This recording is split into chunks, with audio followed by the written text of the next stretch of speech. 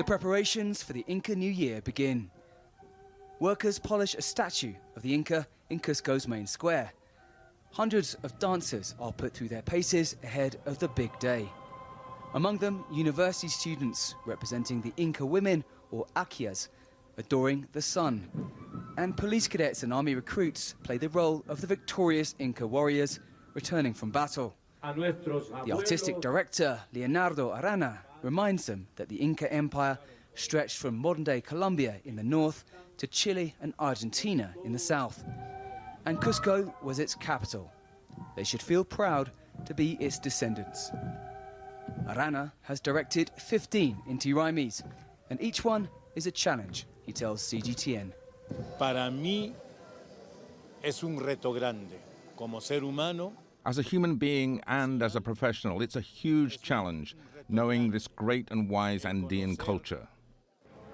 And to conduct it in Cusco's center, where the Spanish vanquished the Incas. Es una profunda emoción que a veces llega hasta las lágrimas. It is a deep emotion which sometimes brings me to tears, to feel that in that place where we were, our ancestors were unjustly murdered.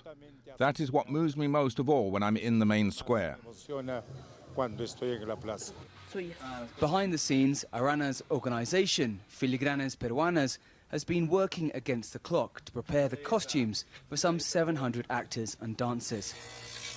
Here, burnishing the bronze armor for the Inca, is Chilean Olimpia Jimenez, who comes every year to take part in the festival. Bueno, yo soy profesora de educación física y me especialicé en danzas folclóricas latinoamericanas. I'm a physical education teacher, specializing in Latin American folk dances.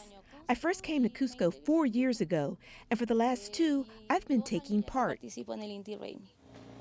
She's the only non-Peruvian to take part in the celebration, which goes to the heart of Cusco's identity.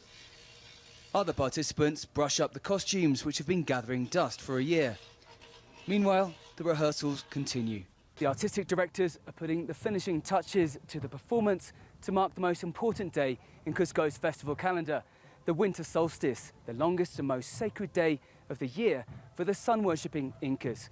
And it's here in the Sacsayhuaman fortress where this theatrical interpretation will reach its climax. In these spectacular surroundings, the Inca will stand here on this ceremonial pyramid known as an Ushnu.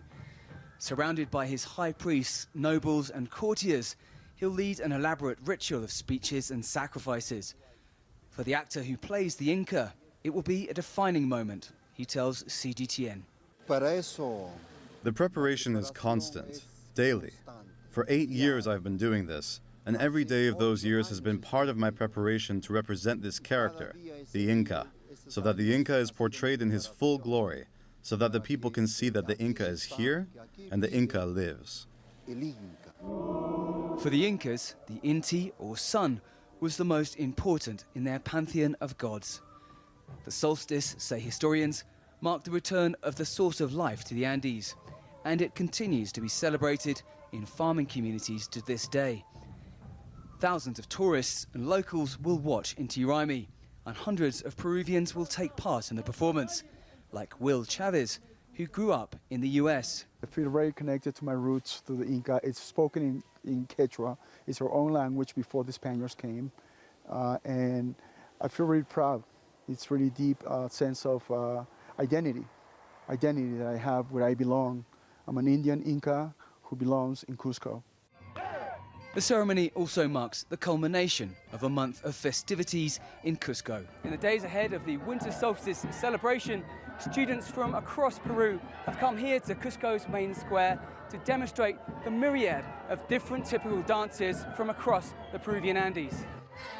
A seemingly endless parade of dances and music which show folk culture is alive and well, and the connection to the past is far from lost. Dan Collins, CGTN, in Cusco, Peru.